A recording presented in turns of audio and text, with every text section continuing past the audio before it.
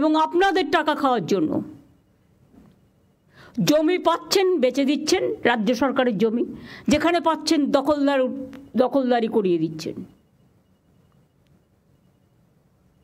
Worst performance মিউনিসিপ্যালিটিগুলোর। কেন তৈরি করা হয়েছিল আমি জানি না, সবাই বলে মিউনিসিপ্যালিটি করে দিন, লাভটা কি? জনগণ যদি পরিষেবা না পায়। হাওড়াতে কেন এখনও কনজারভেন্সির কোনো সিস্টেম নেই?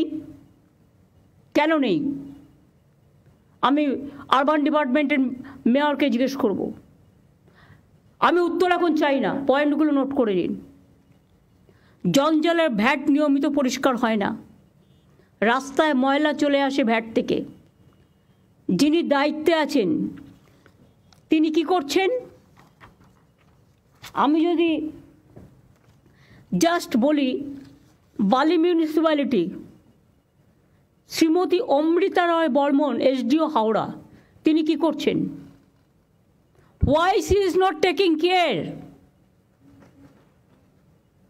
সলিড ম্যানেজমেন্ট সিস্টেম যেটা, এগুলো তো আমাদের আছে, রিসাইক্লিং হয়, ইচ্ছা মতো টেন্ডার করছেন নিজেরা, তার থেকে কতটা খাচ্ছেন আমি জানি না। কেউ খাচ্ছেন কেউ খাচ্ছেন না, নিশ্চয়ই দিয়ে টিয়ে খাচ্ছেন। গ্যাং আপ হয়ে গেছে একটা। আমি সরি, আমাকে এই কথাগুলো বলতে হচ্ছে, আমি এর জন্য মোটেই খুশি নই, আমি দুঃখিত। আমি যখন রাস্তা দিয়ে যাই, কোনো লাইট খারাপ থাকলে আমি সঙ্গে সঙ্গে ফোন করি। ঘন্টার পর ঘন্টা লাইট জ্বলেই যাচ্ছে তো জ্বলেই যাচ্ছে। গভর্নমেন্টের টাকা ভাবছে দেবে, গভর্নমেন্ট বসে আছে। টাকাটা আসছে কোত্থেকে? এটা জনগণের টাকা, বুঝতে হবে। কলের জল, পাইপ ওয়াটার, পড়ে যাচ্ছে তো জল পড়েই যাচ্ছে। কিছু লোকের হ্যাবিট আছে, ঢাকনা করলেও ঢাকনাটা খুলেও বিক্রি করে দেয়। তাই যদি হয় তাহলে আমরা মডার্ন সিস্টেমে কেন যাব না? যে যখন আমার বালতি পড়বে বা হাত তুলে আমি জল পাতবো, তখন সেটা চালু হবে, তারপরে সেটা অটোমেটিক্যালি স্টপ হয়ে যাবে। এমন কোনো সিস্টেম আমরা আজ পর্যন্ত বের করতে পারিনি কেন? অথবা এক্ষেত্রে আমার কিছু করার নেই, শুধু এনভায়রনমেন্ট দেখে পেতল লোহা বিক্রি করে দিচ্ছে যখন, তখন আপনারা প্লাস্টিক টাইপের কিছু যদি লাগাতে পারেন, অন্তত আপাতত সেভ হতে পারে। যদিও জলটা সাইক্লিং হয়, সলিড ওয়েস্ট ম্যানেজমেন্ট সব জায়গায় আছে, কিন্তু আপনারা কি করছেন? এনক্রোচমেন্ট করছেন। ভ্যাটগুলো বাইরে থেকে নোংরা পড়ে থাকে, একবার দেখেন না, লজ্জাও লাগে না? রাস্তাগুলো আমরা সারালে তবে সারাবেন, তা আপনাদের টাকাগুলো যাচ্ছে কোথায়? হাওড়াতে এখনো পর্যন্ত কনজারভেশন কোনো সিস্টেম নেই, অথচ আমরা টাকা দিয়েছি। পদ্মপুকুর ওয়াটার প্ল্যান্ট হয় 1984 সালে। 40 বছর ধরে পাইপলাইনগুলো আছে, বহু জায়গায় লিক, ফলে বারবার পাইপলাইন সারাতে হচ্ছে, বহু জায়গায় নোংরা জল মিশে যাচ্ছে। Please understand that. যারা টাকার দিকে বেশি উৎসাহী তাদের মনে রাখতে হবে, নিজের জীবনের থেকে দামে কিছু নয়, মানুষের জীবনের থেকে দামে কিছু নয়। এটা লজ্জা যে আপনি আপনার দায়িত্ব পালন করছেন না। মিউটেশন অনলাইন করা হয়েছে, কিন্তু কাজ সময় মতো হচ্ছে না। কাজের জন্য নিয়মিত ট্যাক্সের বিল যখন তখন ট্যাক্স বাড়িয়ে দিচ্ছে মিউনিসিপ্যালিটিগুলো, আমাদের জিজ্ঞেসও করছে না। আর যখন তখন ক্যাজুয়াল লোক নিয়ে নিচ্ছে না জিজ্ঞেস করে। বারবার বলা হচ্ছে ফাইন্যান্সিয়াল অর্ডার ছাড়া করবে না, অথচ অনলাইনটাকে অ্যাভয়েড করে কিভাবে দিয়ে দেওয়া হচ্ছে পারমিশন। যার আছে সে পেয়ে যাচ্ছে, যে দিতে পারছে, আর নেই সে পাচ্ছে না, তাকে হ্যারাস হতে হচ্ছে। টাকার বিনিময়ে পুরসভার বহু জমি বেদখল হয়ে যাচ্ছে, সরকারি সম্পত্তি নষ্ট হয়ে যাচ্ছে। আমি হাওড়া পুলিশকে বলবো একটা তদন্ত করার জন্য,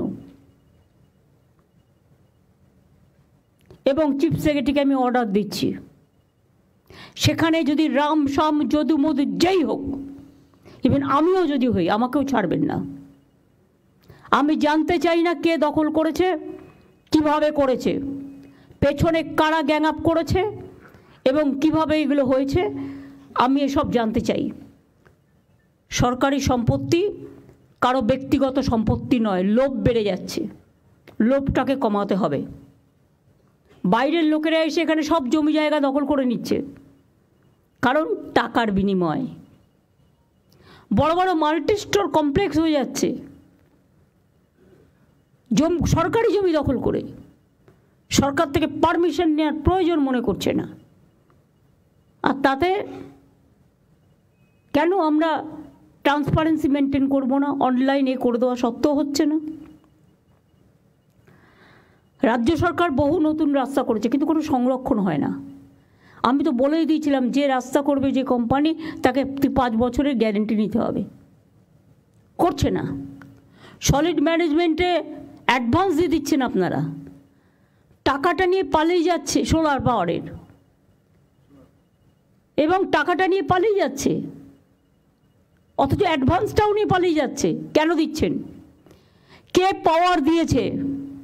এই পাওয়ার লোকালিয়ার হবে না। ল্যান্ড ডেভেলপমেন্ট, সোলার পাওয়ার, এগুলো স্টেট এবং রিসাইক্লিং অফ দ্য জঞ্জাল যেগুলো, এগুলো থেকে তো আমাদের ইনকাম হতে পারে। কেন করছি না? এটা সেন্ট্রালি করতে হবে। এসডিওকে দিলেও যা, ডিএমকে দিলেও তাই, নমিনেটেড মেম্বারকে দিলেও তাই, ইলেক্টেড বডিও তাই। তো কাকে দিয়ে করবো এগুলো?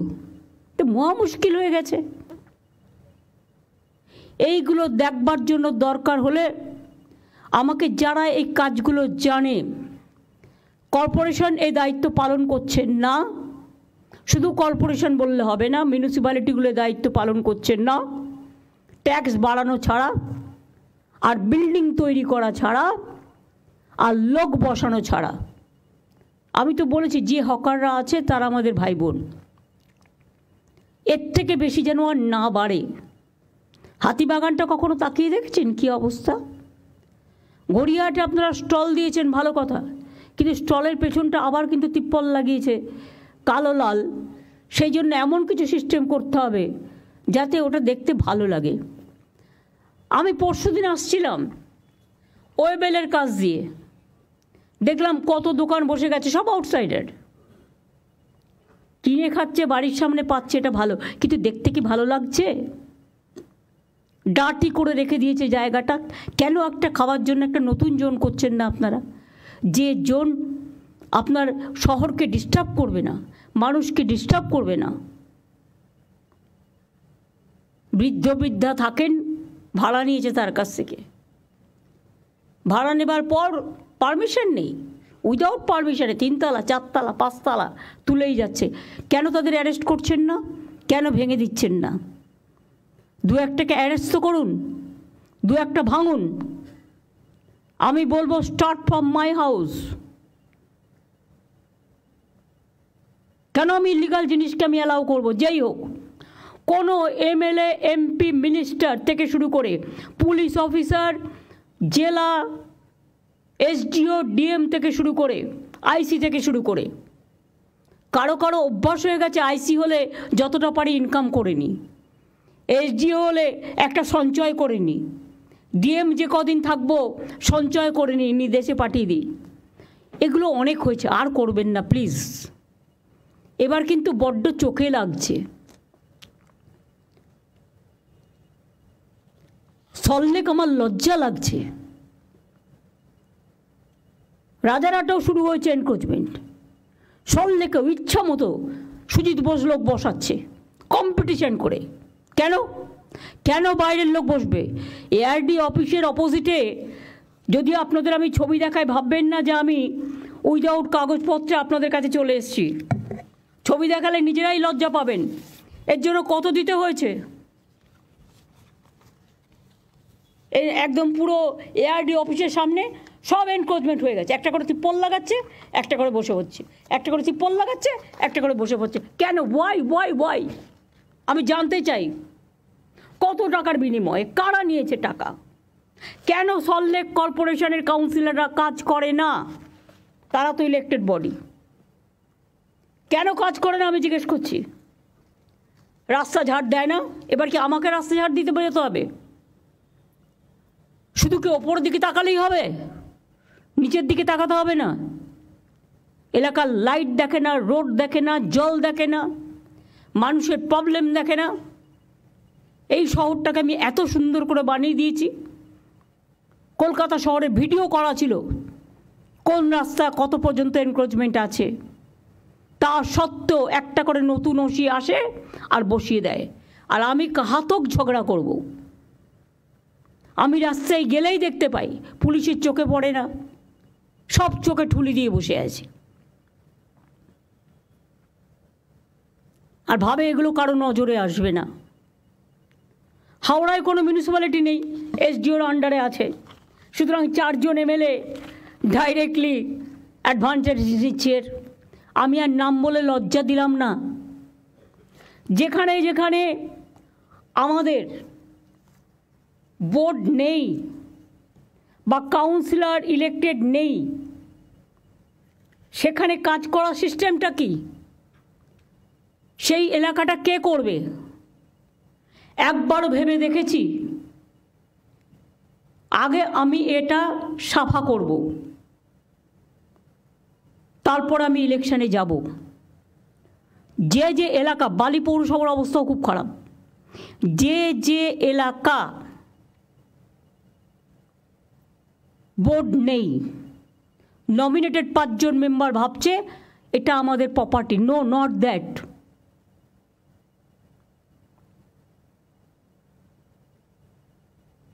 সেক্ষেত্রে কেন আমরা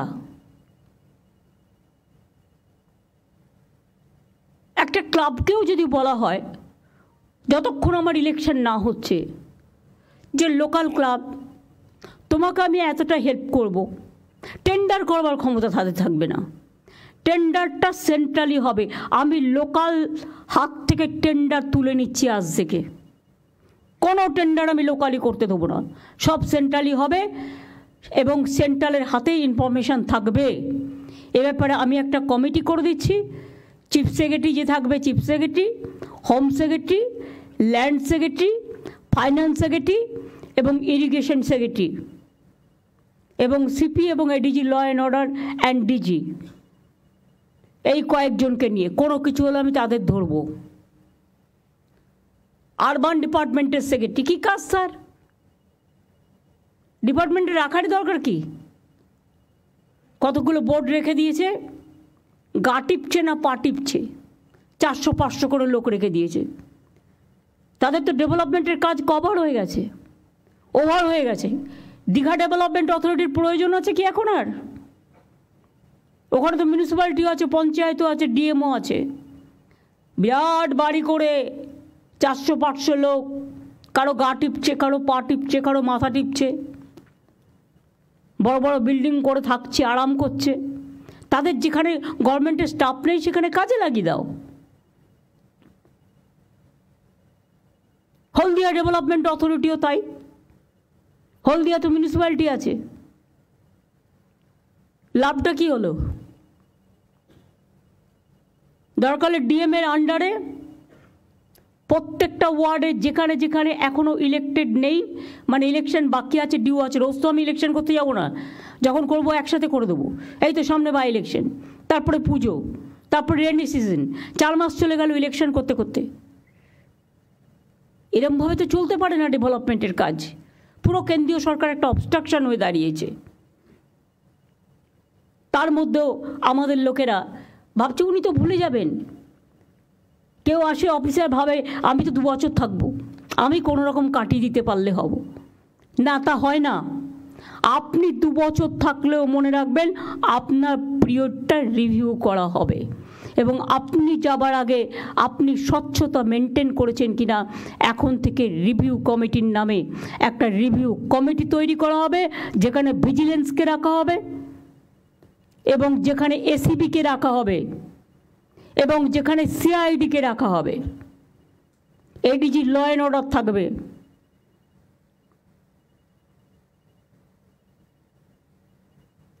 এবং আমি ডাইরেক্টরস অফ সিকিউরিটিকেও থাকতে বলছি, যেহেতু তাদের পাবলিক সিকিউরিটিটা দেখতে হয়। অ্যাডেড এরিয়াতে প্রপার প্ল্যানিং নেই, তাই এখনও পুরসভার মধ্যে কাঁচা রাস্তা রয়ে গেছে। যেমন জোকা, অনেক কাঁচা রাস্তা এখনও রয়ে গেছে। কেন রয়ে গেছে? কলকাতা কর্পোরেশনের আন্ডারে। জাস্ট হ্যাভ এ লুক তর্ক করার আগে। নিকাশি নালা পরিষ্কারের জন্য রাজ্য সরকারের তরফ থেকে কোটি কোটি টাকা দেওয়া হলেও কাজ ঠিক হচ্ছে না।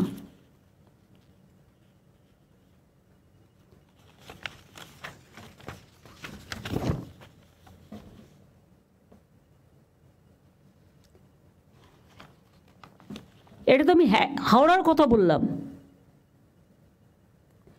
ড্রেনগুলোকে ক্লিন করা হচ্ছে না। বর্ষাকালে জল জমছে, 2-3 মাস হাওড়া জলের তলায় থাকছে। নাগরিকদের প্রয়োজনে হেড অফিসে ছুটে আসতে হয়। এটা কেন হবে? একটা ক্লাবও যদি না পারে, ক্লাবে নানান রকম লোক থাকে, সে হয়তো কাজে ইন্টারেস্ট নিল না।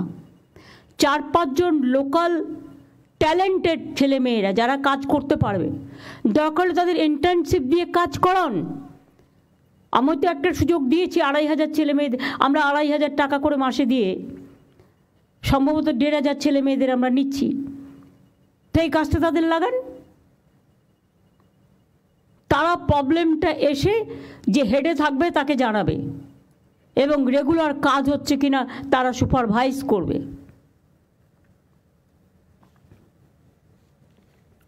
হাওড়া পুরসভার প্রশাসক সব দায়িত্ব নিজের হাতে রেখেছেন, কারোর সাথে আলোচনা করেন না, গায়ের জোরে চলেন।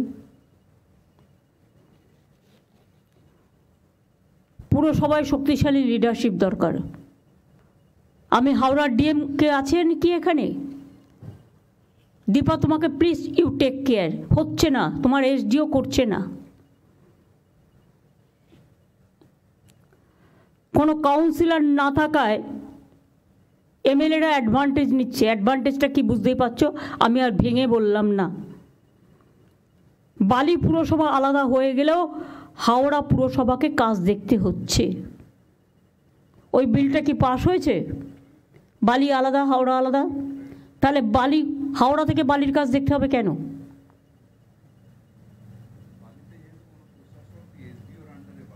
না, এসডিওর আন্ডারে দেবে না, এসডিও কাজ করছে না।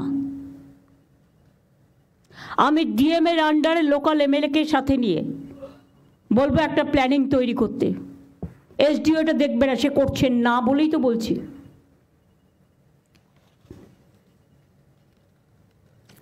শালিমার স্টেশনে সম্প্রতি একটা মারামারি হয় বলে আমার নলেজে আসে।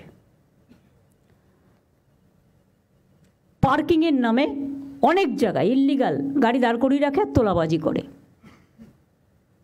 গভর্নমেন্ট কেন বদনাম নেবে? গভর্নমেন্ট কি এর থেকে 1 পয়সাও পায় না? পার্টি পায়।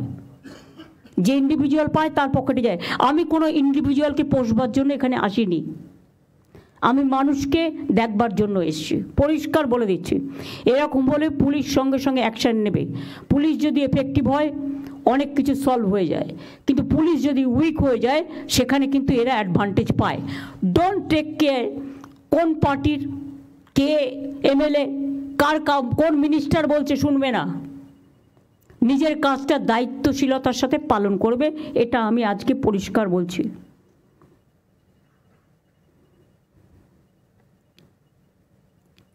উনচল্লিশ নম্বর ওয়ার্ডে হাওড়ায় টাকা নিয়ে বিভিন্ন জায়গায় প্রাইভেট পার্কিং করা হয়েছে। সরু রাস্তায় প্রাইভেট লরি দাঁড়িয়ে থাকে, স্বর্ণময়ী রোডে বেআইনিভাবে বড় বড় লরি দাঁড়িয়ে থাকে। রাজ্য সরকার টাকা দিলেও হাওড়ায় আন্ডারগ্রাউন্ড ড্রেনেজের কাজ হয়নি। হাওড়াটা বললাম এই কারণে, তার কারণ আমি গেছিলাম কিছুদিন আগে পদযাত্রা করতে, এগুলো আমার নলেজে এসছে। রাজারহাট তো আমি অলরেডি বলেছি, ওয়েবেল আমি নিজের চোখে দেখে এসেছি পরশুদিন, কারো কথা না শুনে। ওটাকে একটু শিফট করে একটু দূরে সরিয়ে নেওয়া যায় ভালোভাবে করে। আমি তো কারো চাকরি খাচ্ছি না, কিন্তু আমাকেও দেখতে হবে ওখানে প্রচুর মানুষ আসে, কালো কালো তিপ্পল দিয়ে ঘেরা একটু দূরে গিয়ে খাবে, খাবার ফুড জোন করে দিক একটা আলাদা। আমি তো করতে বারণ করিনি, যা ইচ্ছা তাই হবে, এটা আমি কিছুতেই সহ্য করব না। আজকে আমার বলার দিন, আপনাদের বলার দিন নয়, আপনাদের শোনার দিন। Best and worst performing municipalities. Drinking water best performing municipalities Uluberia, Halisahar, Kolkata MC, Baidyabati এবং Bankura. Worst performing municipalities Alipurduar, Bally, Baranagar, Siliguri, Shantipur. Housing best performing municipalities Uluberia, Jangipur. Uluberia যদি করতে পারে তো আপনারা করতে পারেন না কেন? অন্য municipality, it must be the model.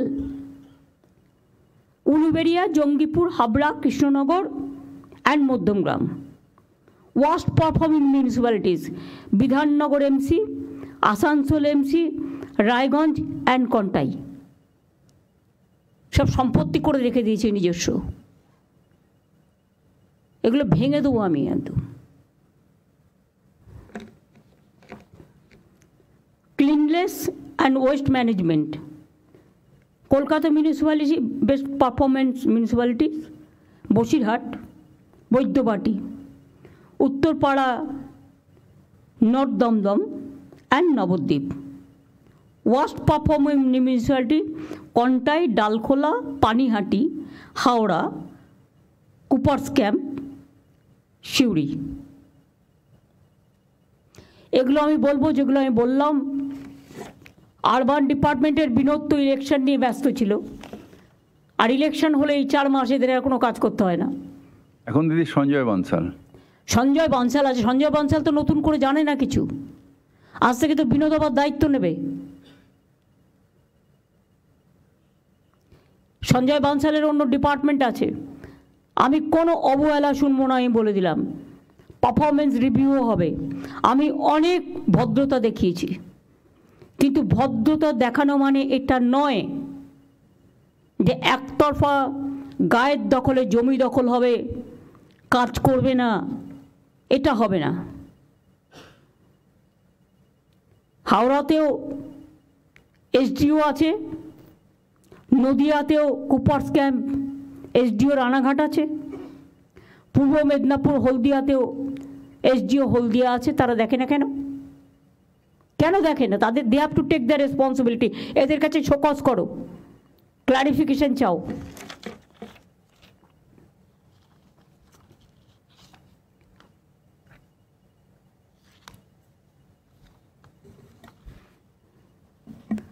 দু 2011 সাল থেকে 51,500 কোটি টাকা আরবান ডিপার্টমেন্টকে আমরা দিয়েছি।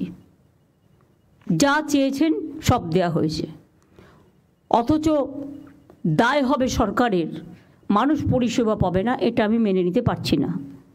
আগামী দিন অ্যাকশন হবে। কলকাতা, বিধাননগর, নিউ টাউন, হাওড়া সহ সব জায়গায়, শিলিগুড়িতেও ডাবগ্রাম, ফুলবাড়ি তার মানে উদাহরণ। এবং আই এম সরি, ওখানে একটা ল্যান্ড মাফিয়া গ্রুপ তৈরি হয়েছে।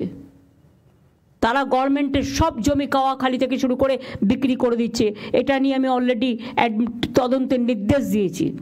এক্ষেত্রে পুলিশও লোকাল ইনভলভ আছে, ল্যান্ড ডিপার্টমেন্টও ইনভলভ আছে। বিবেক, তোমাকে দায়িত্ব দেওয়া হচ্ছে ল্যান্ডের, বিএলআরও ডিএলআরও 1% তুমি ভালো পাবে, বাদবাকি সবটা শেষ করে দিচ্ছে। Land bank, land use policy, land map সব ডিপার্টমেন্ট থেকে এবং স্টেটের চেয়ে নাও, এবং দরকার হলে রিসাপেল করো। একটা ক্যাডার, যেহেতু ওই ক্যাডারের লোক ছাড়া অন্য ক্যাডারে দেওয়া হয় না, কেন দেওয়া হবে না? অন্যদের নতুন লোক নাও, নিয়ে ট্রেনিং দাও বা ইন্টারচেঞ্জ করো, কনভার্জেন্স তো করতে পারি। ট্রেনিং দাও, 7 দিনের ট্রেনিং এসে আশা করি বুঝতে পারবে। ট্রেনিংয়ের জন্য এটিআইকে বলো, আমাদের তো এটিআই তো ট্রেনিং ইনস্টিটিউট আছে। কদিন লাগে ট্রেনিং দিতে?